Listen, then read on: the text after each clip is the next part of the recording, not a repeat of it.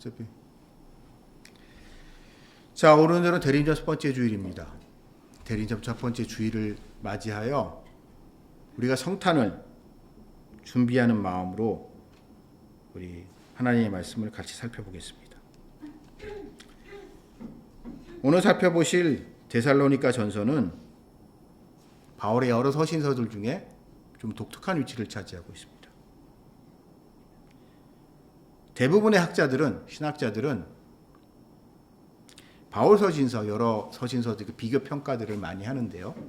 그게 이제 신학자들의 주요 학문적 과제 중에 하나인데, 이 데살로니가 전서에 대해서는 거의 모든 신학자들이, 성경 전문가들이 동의하는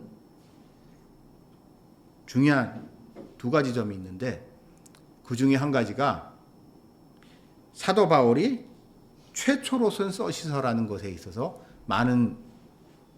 거의 대부분의 신학자들이 동의합니다. 그러니까 바울 서신서가 여러 편이 있는데요. 이 순서도 중요하거든요. 바울의 신학을 이해하는 데 있어서.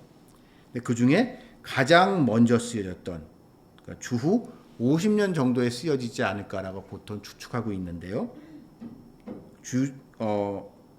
50년경에 이 디모데를 그 데살로니 교회의 지도자로 파견을 하면서 이 디모데와 관련돼서 디모데가 이 전해온 소식에 대한 답장의 형식으로 이 데살로니가 전서를 사도 바울이 자기가 직접 세운. 그러니까 여러분 이게 바울이 전도 여행을 하면서 주로 아시아 지역에서 전도를 하던 사도 바울이 이제 성령의 이끌림에 따라서 미지의 세대였던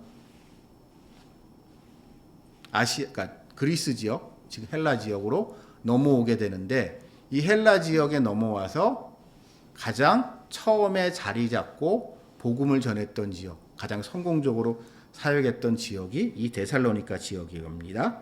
그거에 대해서는 그 무엇보다도 사도행전 17장에서 가장 잘 설명하고 있죠.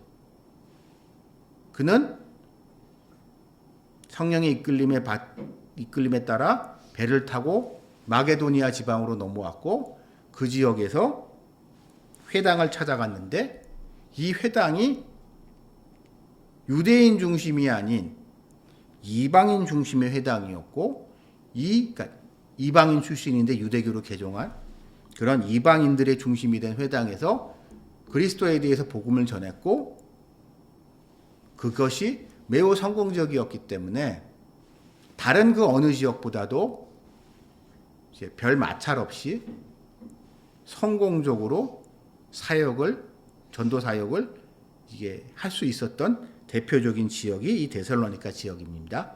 그래서 그의 여러 제자들 중에도 그가 가장 특별히 아끼는, 그의 사실상 후계자요 아들과 같았던 디모데를 그곳에 보냈고, 자기 후임으로요.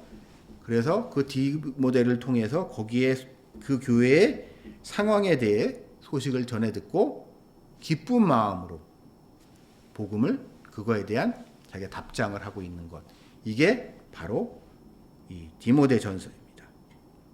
그래서 디모데 전서의 특징은 아주 희망에 차 있어요. 아주 희망에 차 있어요. 이건 마치 비유하자면 이런 겁니다.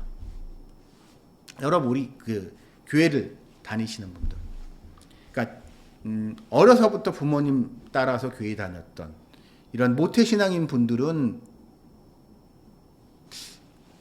이 아니라면 인생의 어느 순간에 중요한 계기가 있어서 교회를 오게 되잖아요. 물론 모태신앙인 분들도 이제 뭐 이렇게 습관적으로 신앙생활을 하다가 뭐 어떤 특별한 영적 경험이라는 걸 통해서 이제 거듭나는 경우는 있지만, 이렇게 처음 교회를 다녔을 때 어떠셨나요? 저도 나름 모태신앙이라고 하기도 좀 애매한 그런 기독교 전통이 강한 집안에서 성장을 했지만, 이제 교회를 이렇게 열심히 다니진 않았어요. 그렇다고 교회를 안 다니는 것도 아니고, 교회를 어정쩡하게 다니던 제가 어쩌다 보니까 30대 중반부터 교회를 나도 한번 제대로 좀 다녀보자. 신앙생활을 나도 한번 좀 열심히 해보자. 이왕 믿는 거 제대로 믿자. 라고 하면서 교회 생활 처음 청년부라는 데를 가보고 이제 그러고 신앙생활을 했는데요. 그때 처음에 어떠셨나요? 그때 어떠셨죠? 처음 신앙생활 할 때? 아마 제 생각에 많은 분들은 너무 좋으셨을 겁니다.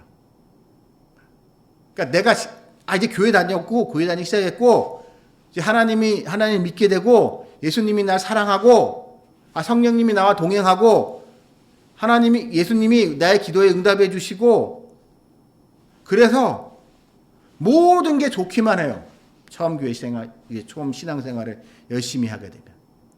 앞으로, 그러니까 옛날 것은 다 지나갔고, 앞으로 좋은 일만 있을 거고, 그냥 이대로 내가 교회 생활만 잘하면, 내 인생의 모든 일, 뭐 이런저런 어려움은 있겠지만, 다 이겨낼 수 있고, 다 형통하게 이제 주님 만날 그날까지, 내가 천국 가는 그날까지, 내 앞길은 탄탄대로일 거라는 그런 희망을 가져보시지 않았나요?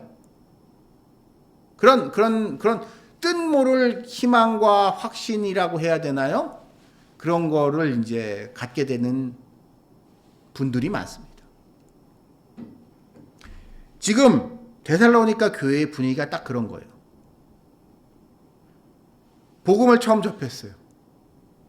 주님께서 곧 오실 때인데 부활하신 예수님이 승천하셨어요. 그 승천하신 예수님이 곧 재림하신다고 하셨어요. 그래서 우리가 이게 신앙생활 잘하고 조금만 더 버티면 어려운 일은 있을 수 있지만 이건 지나가는 것이고 조금만 더 버티면 예수님께서 다시 재림하시면서 우리 모두를 다 영원한 행복의 나라, 하나님의 나라로 우리를 다 이끌어 가실 것이다는 그런 부푼 희망에 사로잡혀 있던 사람들. 나는 천국 갈 거야 라는 그런 어떻게 보자면 가장 기본적이지만 가장 필요하지만 그렇기 때문에 위험할 수 있는 그런 믿음을 가지고 있는 사람들이 데살로니가 교회 사람들입니다. 그래서 원래 사람이 그렇잖아요. 제일 용감한 사람이 누구라 그래요? 책 한 권 읽는 사람이 제일 용감하다고 하잖아요. 신앙생활도 하다 보면 하면 할수록 더 조심스러워지는 게 있어요. 무엇이 말씀 중심이다, 복음 중심이다, 하나님 뜻대로 살아간다라고 사람들은 모두 다 얘기하지만 그게 얼마나 어려운지 잘 알고 있기 때문에 사람들은 이 교회 생활을 오래오래 하면서 더 어찌 보면 이렇게 더 몸을 사리는 경향이 있습니다. 제가 신앙생활하면서 되게 흥미로운 현상을 한 가지 발견했는데요. 그 교회 목사들 있잖아요. 저 같은 목사들이 이제 결혼을 하는데 사모들하고 결혼을 하죠. 사모들하고 결혼을 하는데 이 사모들을 보게 되면 몇 가지 특징이 있어요. 둘 중에 하나입니다. 둘 중에 하나예요. 첫 번째 부류는 그러니까 원래 집이 아버님이 목사거나 장로거나 교회라는 것이 너무 익숙한, 그래서 교회의 울타리를 벗어날 엄두를 하지 내지 못하는 이런 부류의 사람들. 어떻게 보면은 교회의 기득권 세력과 같은 사람들이 이제 따님들이 사모가 되는 경우가 많습니다. 근데 또 다른 한편으로는요, 흥미로운 게 교회를 얼마 다니지 않은 여자들이 사모가 되는 경우가 많아요. 왜냐? 뭘 몰라서. 교회 생활을 오래 해본 자매들 중에는 다른 건 다 해도 사모는 절대 못한다. 왜? 내 교회 다니면서 봤는데 그 사모 아무나 할 게 아니더라고. 사모님 사모 되면 너무 고생 많이 해. 나 그런 거 안 할래. 다른 건 다 해도 나 사모는 절대 안 해. 라고 하는 자매들이 있어서 심지어 신앙생활을 아주 건전하게 잘하고 겉으로 보기엔 믿음이 아주 좋아 보이는 자매임에도 불구하고 내가 차라리 선교사로 가서 이방 오지에 아프리카에 선교사로 가는 근데 혈혈단신으로 아프리카에 선교사로 가는 한이 있더라도 내가 사모는 못하겠다고 그런 자매들이 있을 정도로 너무 많은 걸 먹고 너무 많은 걸 알게 되면 이런 일이 벌어지는 것 같아요. 그래서 사모가 되는 자매들 중엔 어느 자매들이 많냐? 이제 교회 다니기 얼마 시작되지 않아서 교회에서 너무 기쁘고 너무 행복하고 그래서 저 목사님 내지는 저 전도사님이 저렇게 은혜로운 말씀을 전하시는 저 목사님, 전도사님은 얼마나 좋은 분일까? 저분과 결혼을 해서 믿음의 가정을 꾸미고 살면 얼마나 행복할까라는 그런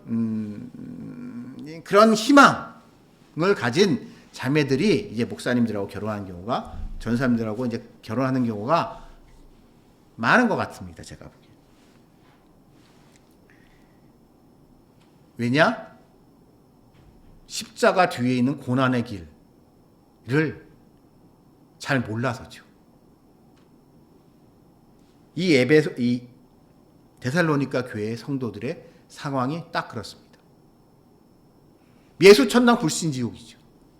예수 천당 불신지옥은 그 어느 경구보다도 기독교의 복음의 진리를 가장 잘 설명하는 네 글자라고 저는 생각을 하는데, 격언이라고 생각하는데, 이 예수 천당 불신지옥을 알아서 깨달아서 그것 때문에 구원의 기쁨과 감격에 겨운 삶을 사는 것, 그것은 아주 우리 그리스도인에게 행복한 삶이겠지만 안타깝게도 살다 보면 우리가 세상을 살다 보면 그게 다가 아닌 것 같은, 그거로만은 설명할 수 없는 우리의 실존적인 고민에 직면하게 됩니다. 그래서 그런 거를 감당하기 위해서, 그럴 때 실족하지 않기 위해서, 그때 시험에 들리지 않기 위해서 필요한 것이 결국 경건의 훈련이고 말씀 훈련이고 이러한 신앙생활인 거죠. 한번 딱 믿고 끝나는 것이 아니라 그 이후에 그의 신앙이 성숙되어야 되고 그의 믿음이 커가야겠죠. 이런 것을 설명하는 것, 이것이 데살로니가 전서입니다. 그러면서 사도 바울은 특별히 자신이 가장 사랑하는 제자 디모데를 통하여 오늘 이 말씀을 그들에게 전하고 있습니다.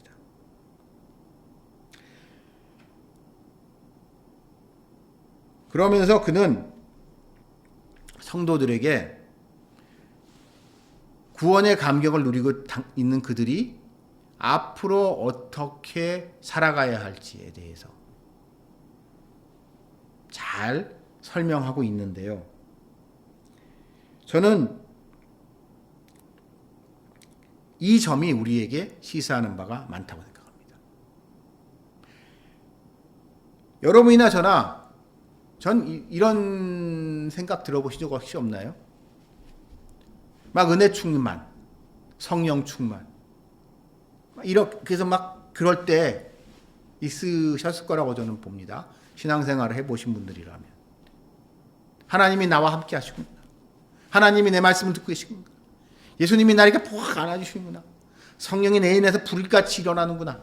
그런 거가 이런 이 신앙이 고조됐을 때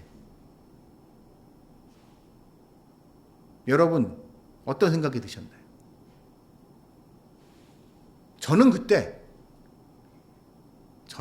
그 생각이 들더라고요. 이대로 죽었으면 좋겠다. 야, 이거보다 더 좋은, 내 인생에 이게 최고의 순간이고 여기서 그냥 탁 죽어가지고 하나님이 날 딱 데려가셔가지고 내가 그냥 천국으로 갔으면 좋겠다. 이 세상에 더 이상 미련 없다. 그냥 이대로 천국 갔으면 좋겠다. 이대로 죽었으면 좋겠다. 라는 생각이 들었던 적이 있는데요. 안타깝게도 하나님은 그때 제 바람을 들어주시지 않았죠. 그래서 제가 여러분들과 이 자리에 있는 건데. 왜냐하면 이유는 알 수 없지만 하나님께서 보시기에 아직 때가 아니고 뭔가 바라시는 바가 있기 때문에 우리를 그 순간에서 내려온 우리가 이 세상을 살아가면서 무언가 어떻게 살아가길 바라시는 게 있는 것 같습니다. 그러다 보면 시험 들 때도 있고 흔들릴 때가 많이 있죠. 그럼 그때 어떻게 해야 될까요? 어떻게?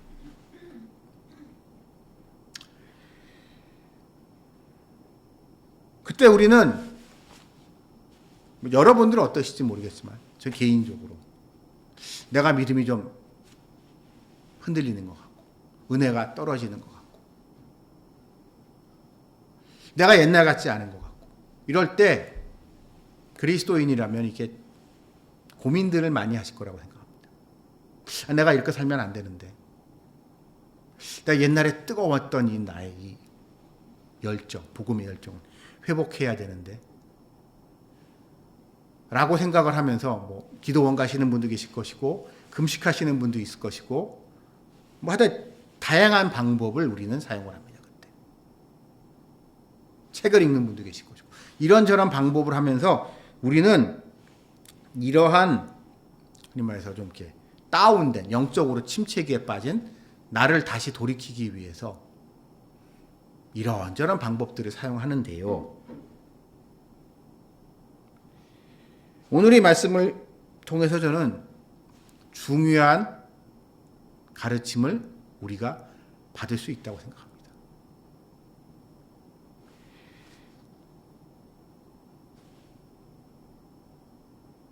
그 사도 바울은 오늘 이 말씀을 디모데를 통해서 그들에게 주셨고 그의 일을 통해서 여러 가지 권면의 말씀을 전하지만 그 무엇보다도 우리에게 눈에 띄는 건 아마도 오늘 본문에서 사랑하라는 것과 마음을 굳건하게 서서 흠이 없게 지내라는 겁니다. 그리고 그 무엇보다도 예수님에 대한 하나님에 대한 성령님에 대한 그 마음을 굳건히 하라는 겁니다. 굳건히. 저는 이 부분이 오늘 우리가 맞이하고 있는 대림절에게 주는 시사하는 바가 크지 않나라고 생각합니다. 사실 뭐 다 이건 뭐 워낙 유명한 얘기니까 12월 25일이 예수님이 우리 성탄절이라고 하는 그날이 진짜 예수님이 그날 베들레헴 마곡간에서 응리하고 태어나셨는지 근거는 아무것도 없습니다. 아무런 근거 없이 성경적인 근거도 없고 교회 전통도 없고 냉정하게 봤을 때 12월 25일이라는 날짜를 성탄절이라고 하면서 크리스마스라고 해서 정한 거는 수백 년 후의 얘기입니다. 왜냐하면 유대인들의 전통 속에선 예수님은 유대인이잖아요. 히브리 여호와 하나님 믿고 있는 유대인들, 유대인들의 전통에서는 생일이 별로 중요하지 않기 때문에 개인의 생일은. 그렇기 때문에 예수님의 생일 챙기는 사람이 아무도 없었어요. 그래서 성탄절이 언제인지 아무도 모릅니다. 근데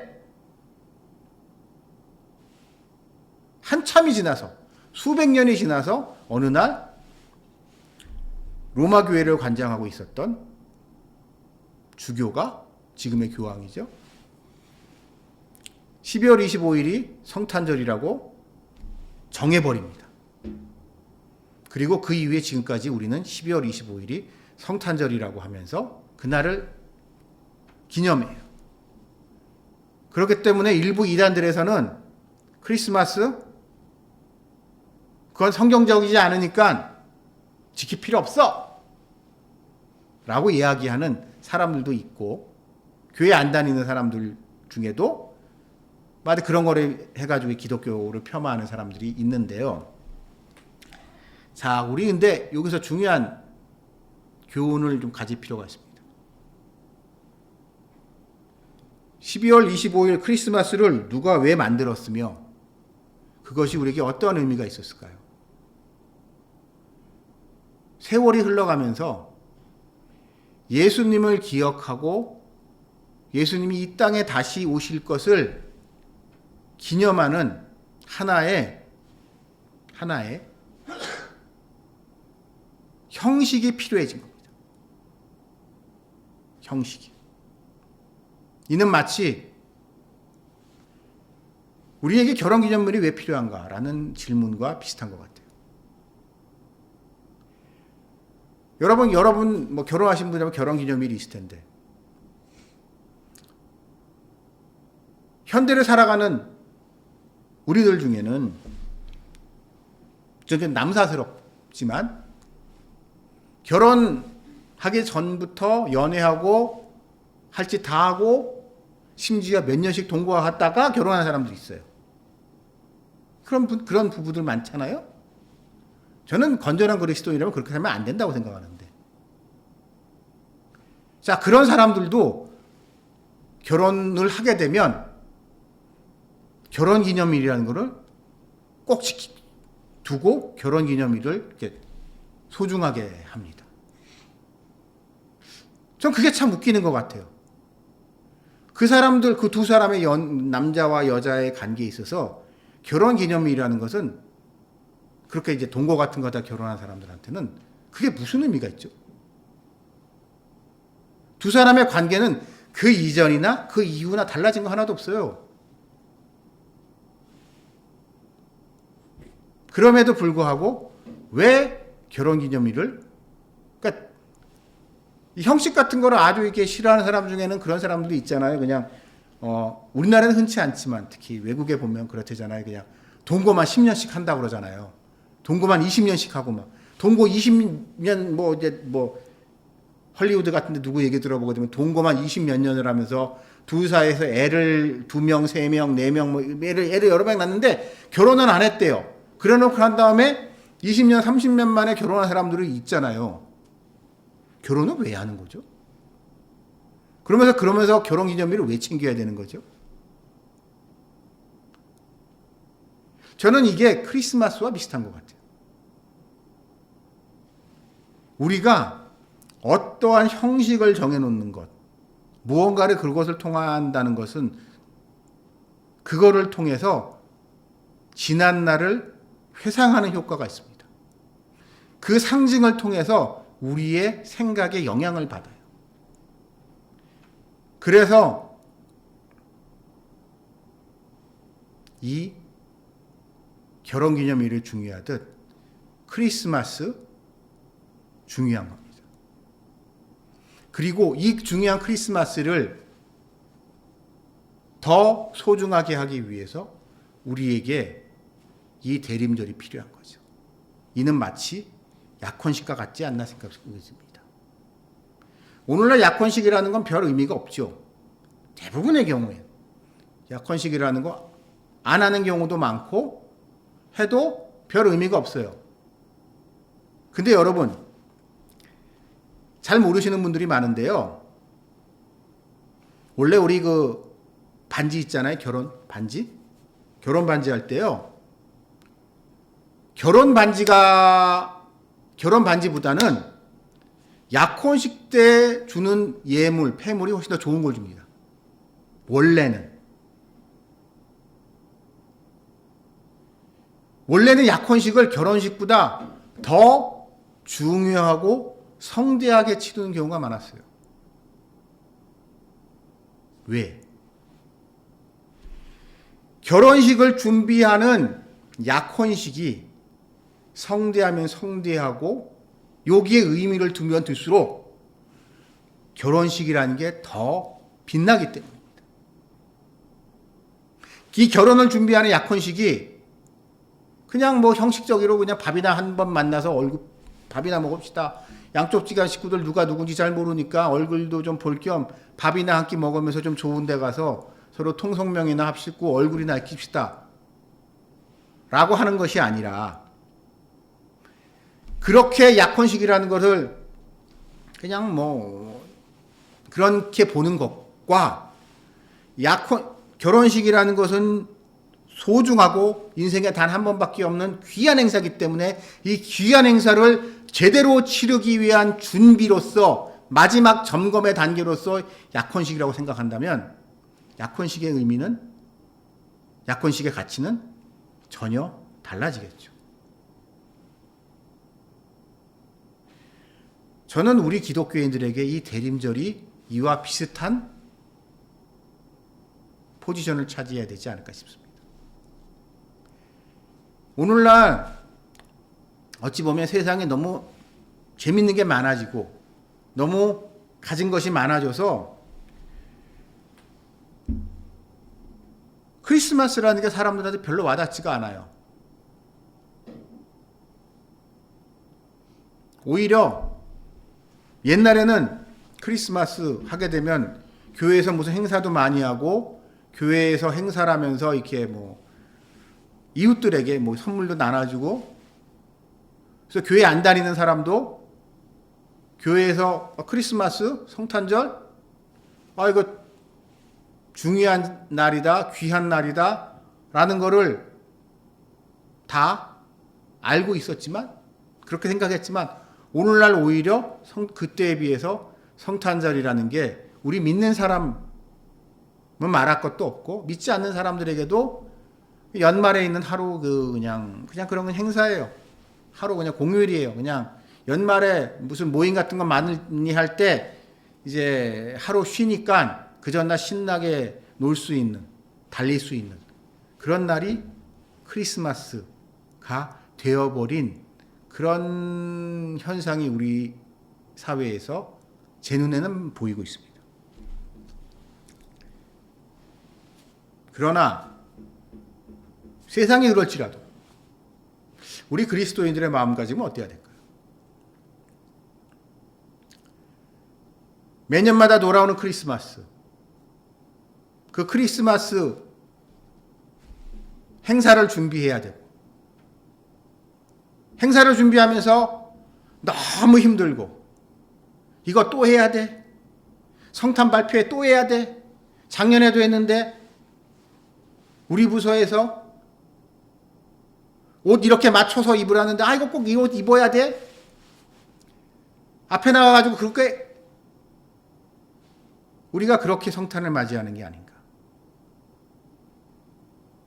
라는 우리 반성을 해볼 필요가 있는 것 같고, 또한 이 귀한 날을 맞이하면서 준비하기 시작하는 이 대림절이라는 특별한 날에 우리는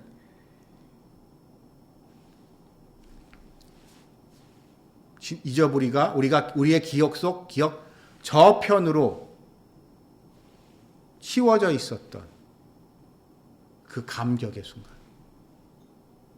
그 은혜의 그 잊을 수 없어 내 하나님 감사합니다. 하나님이 진짜 살아계시네요. 예수님이 저를 정말 사랑해 주시네요. 성령님이 저한테 정말 와주셨네요. 라고 하면서 하나님 내가 다시는 옛날같이 살게 하였습니다. 라고 그 맹세를 했던 그 순간을 다시 한번 생각해보는, 마치 우리가 결혼기념일날 이제는 색바라스보다 옛날에 지금보다 더 날씬하고 멋있었던 그 결혼식 기념사진을 보면서 그때를 다시 기억하듯 회상하듯, 그리고 그걸 통하여 이 여자가 참 아름다웠던 이 여자, 나를 사랑해준 이 여자, 나와 함께 해준 이 여자에 대해서 다시 한번 그 소중함을 깨닫고 이 가정을 지켜야겠다는